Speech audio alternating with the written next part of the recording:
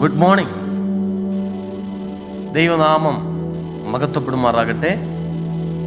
ഇന്നത്തെ പ്രഭാതത്തിൽ ദൈവത്തിൻ്റെ മാറ്റമില്ലാത്ത വചനം നമുക്കൊരുമിച്ച് പങ്കുവയ്ക്കുവാൻ കർത്താവ് നമ്മേവരെയും സഹായിച്ചതിനാൽ നന്ദിയോടെ സ്തുതിക്കുന്നു.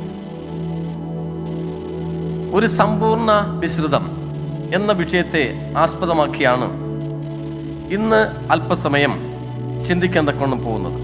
ചിന്തയ്ക്ക് ആസ്പദമായ വാക്യം സങ്കീർത്തനം 103:18-19 വാക്യങ്ങളാണ്. അവിടെ ഇങ്ങനെ വായിപ്പാൻ തക്കൊണ്ട് സാധിക്കുന്നു: യഹോവയുടെ ദയയോ എന്നും എന്നേക്കും അവൻ്റെ ഭക്തന്മാർക്കും അവൻ്റെ നീതി മക്കളുടെ മക്കൾക്കും ഉണ്ടാകും. അവൻ്റെ നിയമത്തെ പ്രമാണിക്കുന്നവർക്കും അവൻ്റെ കൽപ്പനകളെ ഓർത്ത് ആചരിക്കുന്നവർക്കും തന്നെ. ദൈവനാമം മഹത്വപ്പെടുമാറാകട്ടെ. വെള്ളവും മെഴുകും ഒരിക്കലും കലരില്ലെന്ന് എല്ലാവർക്കും അറിയാം. പക്ഷേ ചൂടുള്ള മെഴുക് വെള്ളത്തിലേക്ക് ഒഴിക്കുമ്പോൾ ഉണ്ടാകുന്ന മെഴുക് തീ അവർ ഒരിക്കലും കണ്ടിട്ടുണ്ടാകില്ല. കത്തുന്ന മെഴുകിൽ വെള്ളമൊഴിക്കുന്നത് ഒരു അഗ്നിഗോളം സൃഷ്ടിക്കും. കാരണം ചൂടുള്ള മെഴുക് തട്ടുന്ന വെള്ളം തൽക്ഷണം ബാഷ്പീകരിക്കപ്പെടുകയും മെഴുക് ചെറിയ തുള്ളികളായി വായുവിലേക്ക് അയക്കുകയും ചെയ്യുന്നു. ഓക്സിജനുമായി സമ്പർക്കം പുലർത്തുന്ന വളരെ വലിയ പ്രതലത്തിൽ മെഴുക് തീജ്വാലകളായി പൊട്ടിത്തെറിക്കുന്നു. അതുകൊണ്ടാണ് നിങ്ങൾ ഒരിക്കലും കത്തുന്ന ഗ്രീസ് പോലുള്ളതായ ദ്രാവകങ്ങളിൽ പടരുന്ന തീവെള്ളം ഉപയോഗിച്ച് കെടുത്തരുത്, പകരം ബേക്കിംഗ് സോഡ ഉപയോഗിക്കുക എന്ന് പറയുന്നത്. ദൈവത്തിൻ്റെ നിയമവും സുവിശേഷവും തമ്മിൽ ചേരില്ലെന്ന് ചിലർ വിശ്വസിക്കുന്നു. ഇവ രണ്ടും സംയോജിപ്പിക്കാനുള്ളതായ ശ്രമങ്ങൾ വികലമായോ വിനാശകരമായോ ആണ് കാണുന്നത്. ന്യായപ്രമാണം കുറ്റം വിധിക്കുന്നതിനാൽ സുവിശേഷം ന്യായപ്രമാണത്തെ ഇല്ലാതാക്കുകയാണോ? നാം രക്ഷിക്കപ്പെടുന്നത് പ്രവൃത്തിയാലല്ല എന്നതിൽ തർക്കമില്ല. നാം അവൻ്റെ കൃപയാൽ നീതീകരിക്കപ്പെട്ടിട്ട് പ്രത്യാശ പ്രകാരം നിത്യജീവന്റെ അവകാശികളായി തീരേണ്ടത്. എന്നിരുന്നാലും തിരുവെഴുത്തിലുടനീളം നിയമവും സുവിശേഷവും തികഞ്ഞ യോജിപ്പിലാണ് നാം കാണുന്നത്. ഇവിടെ തീത്തോസ് 3:5 വാക്യം പറയുന്നത്: എന്നാൽ നമ്മുടെ രക്ഷിതാവായ യേശുവിൻ്റെ ദയയും മനുഷ്യപ്രീതിയും ഉദിച്ചപ്പോൾ അവൻ നമ്മെ നാം ചെയ്ത നീതി പ്രവൃത്തികളല്ല തൻ്റെ കരുണ പ്രകാരം അത്രേ രക്ഷിച്ചത് എന്ന് പറയുന്നു. നോക്കണം, ആദാമും ഹവ്വായും പാപം ചെയ്തപ്പോൾ ദൈവം നിയമത്തെ അസാധുവാക്കുകയല്ല, മറിച്ച് ക്രിസ്തുവിൻ്റെ ജീവിതത്തിൽ നിയമവും സുവിശേഷവും കൂട്ടിച്ചേർക്കുകയും ചെയ്തു. പാപം അറിയാത്തവനെ നാം അവനിൽ ദൈവത്തിൻ്റെ നീതി ആകേണ്ടതിന് അവൻ നമുക്ക് വേണ്ടി പാപം ആക്കി എന്നതാണ് നല്ല വാർത്ത എന്ന് പറയുന്നത്.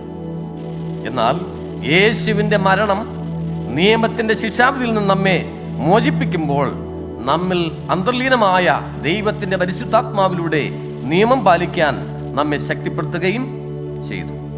ദൈവം അബ്രഹാമിനെ കൃപയാൽ അനുഗ്രഹിച്ചു. യഹോവ അബ്രഹാമിനെ കുറിച്ച് അരുളി ചെയ്തത് അവന് നിവർത്തിച്ചു കൊടുപ്പാൻ തക്കവണ്ണം അബ്രഹാം തൻ്റെ മക്കളോടും തനിക്ക് പിമ്പുള്ള കുടുംബത്തോടും നീതിയും ന്യായവും പ്രവർത്തിച്ചുകൊണ്ട് യഹോവയുടെ വഴിയിൽ നടക്കാൻ കൽപ്പിക്കേണ്ടതിന് ഞാൻ അവനെ തിരഞ്ഞെടുത്തിരിക്കുന്നു. സുവിശേഷം നിയമത്തെ നീക്കം ചെയ്യുന്നില്ല, മറിച്ച് യഥാർത്ഥത്തിൽ നിയമം നമ്മെ ഭവനത്തിലേക്ക് അടുപ്പിക്കുന്നു. കാരണം ദൈവം നമുക്ക് വാഗ്ദാനം നൽകുന്നു: എന്നാൽ ഈ കാലം കഴിഞ്ഞ ശേഷം ഞാൻ ഇസ്രായേൽ ഗൃഹത്തോട് ചെയ്യുവാനിരിക്കുന്നതായ നിയമം ഇങ്ങനെയാകുന്നു. ഞാൻ എൻ്റെ ന്യായപ്രമാണം അവരുടെ ഉള്ളിലാക്കി അവരുടെ ഹൃദയങ്ങളിൽ എഴുതും. ഞാൻ അവർക്ക് ദൈവമായും അവർ എനിക്ക് ജനമായും ഇരിക്കും എന്ന് യഹോവയുടെ അരുളപ്പാട്. അപ്പോൾ അതൊരു മികച്ച മിശ്രിതം ആവുകയാണ്. പ്രിയമുള്ളവരെ, സങ്കീർത്തനം 48 വാക്യം വായിക്കുമ്പോൾ അവിടെ ഇങ്ങനെ വായിപ്പാൻ തക്കവണ്ണം സാധിക്കുന്നു: എൻ്റെ ദൈവമേ, നിന്റെ ഇഷ്ടം ചെയ്യുവാൻ ഞാൻ പ്രിയപ്പെടുന്നു. നിന്റെ ന്യായപ്രമാണം എൻ്റെ ഉള്ളിൽ ഇരിക്കുന്നു. അപ്പൊ ദൈവത്തിൻ്റെ ന്യായപ്രമാണം നമ്മുടെ ഹൃദയത്തിൽ നമ്മൾ എന്ത് ചെയ്യണം? ഹൃദിസ്ഥമാക്കണം. യോഹന്നാന്റെ സുവിശേഷം പറയുന്നത് 8:29 പറയുന്നത് ഇങ്ങനെയാണ്: എന്നെ അയച്ചവൻ എന്നോട് കൂടെയുണ്ട്, ഞാൻ എല്ലായ്പ്പോഴും അവന് പ്രസാദമുള്ളത് ചെയ്യുന്നത് കൊണ്ട് അവൻ എന്നെ ഏകനായി വിട്ടിട്ടില്ല. ദൈവത്തിൻ്റെ സാമീപ്യം എപ്പോഴും നമ്മളോട് കൂടെയുണ്ട്.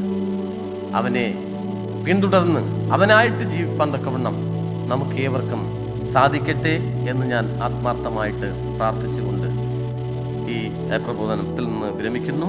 നമുക്ക് കണ്ണുകളടച്ച് പ്രാർത്ഥിക്കാം. ഈ അഖിലാണ്ടത്തിൻ്റെ സൃഷ്ടിതാവും പരിപാലകനുമായിരിക്കുന്ന ഞങ്ങളുടെ വാഴ്ത്തപ്പെട്ട നല്ല ദൈവമേ, കർത്താവേ, തിരുനാമത്തിന് സ്തോത്രം.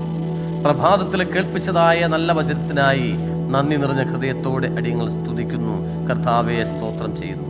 അവിടുത്തെ കൃപയും സാമീപ്യവും ഞങ്ങളോട് കൂടെ ഇരുന്ന് ഞങ്ങളെ ആശ്വസിപ്പിക്കുകയും ഞങ്ങളെ അനുഗ്രഹിക്കുകയും ചെയ്യുമാറാകണമേ എന്ന് പ്രാർത്ഥിക്കുന്നു. വചനം ശ്രവിച്ചതായ എല്ലാ പ്രിയമുള്ളവരെയും അവിടുത്തെ കരങ്ങളിലേക്ക് സമർപ്പിച്ച് പ്രാർത്ഥിക്കുന്നു.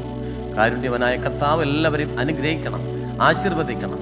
കർത്താവിൻ്റെ അളവറ്റ സ്നേഹം എല്ലാവരുടെ മേലും ഇരിക്കുമാറാകണമേ എന്ന് പ്രാർത്ഥിക്കുന്നു. ഞങ്ങൾ ആരും ഈ ലോകത്തിൽ നഷ്ടപ്പെട്ടവരായി തീരുവാനുണ്ട് വരുത്താതെ കർത്താവിൽ ആശ്രയം വെച്ചുകൊണ്ട് ജീവിച്ച് ദൈവത്തിൻ്റെ നാമത്തെ മഹത്വപ്പെടുത്തുവാൻ ഞങ്ങളെല്ലാവരെയും സഹായിക്കുകയും അനുഗ്രഹിക്കുകയും ചെയ്യുമാറാകണമെന്ന് അടിയങ്ങൾക്കായി ജീവൻ വച്ച ക്രിസ്തയേശുവിൽ താഴ്മയോടെ യാചിക്കുമ്പോൾ കൃപയോടെ കേട്ടുത്തരം നൽകണം. സ്വർഗ്ഗത്തിലെ